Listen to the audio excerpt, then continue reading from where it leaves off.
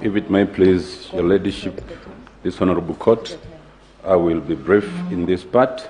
I will cover only 3 quick subjects, starting with the issue of the 50% plus 1. Your ladyship, this honorable court, may it be noted that the question of the voter turnout in this election is a moving target. It is a moving target depending on who's speaking and in what circumstances. If you look at the replying affidavit of the chairman, paragraph 30, as of 9th of August at 5 p.m., he says the turnout was 64.6%. That is an affidavit he's swearing way after the fact. The director of elections of that same date, at that same time, in paragraph 21, that is Moses Nkuli, says it was 56.17 at that same time, looking at the same Kimskit. It will be noted by this honorable court that at various times, the IBC gives different figures. At one time, it uses the figure of 65.4%. At another time, it uses the figure of 64.6%. It is our submission, my lords, my lady, that the premise upon which IBC proceeds is wrong, and that the reason for this moving target is so as to manipulate the question voter turnout, to come to a conclusion that the 9th respondent met the constitutional threshold when they didn't. I wish to submit, your ladyship, my lords, that Article 138 is very clear, and the total number of registered voters must be specified, and that is the denominator. The IBC did publish a gazette notice that confirms the exact number of registered voters and gives it as 22,120,458.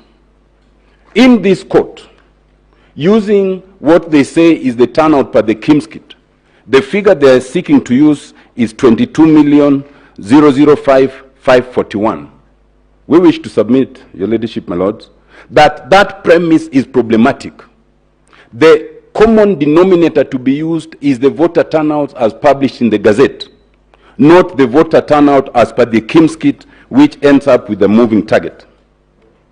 We wish to submit, your ladyship, my lords, that not only is it true that the target is moving, if you look at all the permutations, and this is in the supplementary affidavit of Dr. Edgar Otumba, if you take any of the scenarios and you use any of them, and we will submit, we have submitted this for ease of reference, because Dr. Otumba covers is between paragraph 5 and paragraph 30, and puts all those graphs.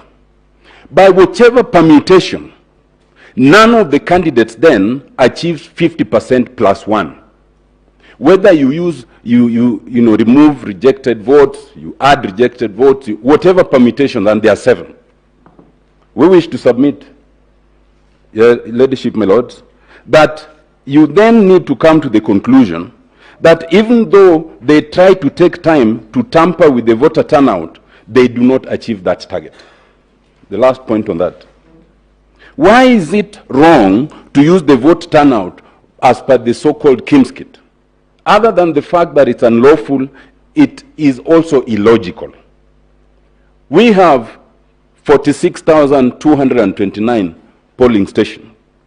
If you are to rely on the Kimskit, and all 42,298 Kimskits failed, and only one in one polling station functioned, then it means that if the 700 voters in that polling station voted, the IBC will be telling us that the voter turnout is 100%.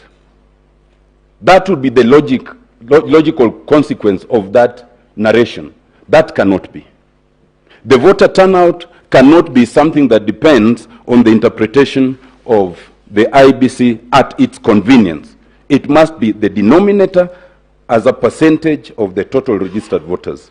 My second point, my lords, my lady, and I do not want to go too much into this, the question of the infrastructure, what the IBC called the impregnable military style infrastructure, I think it's been demonstrated that it was certainly not at a military grade.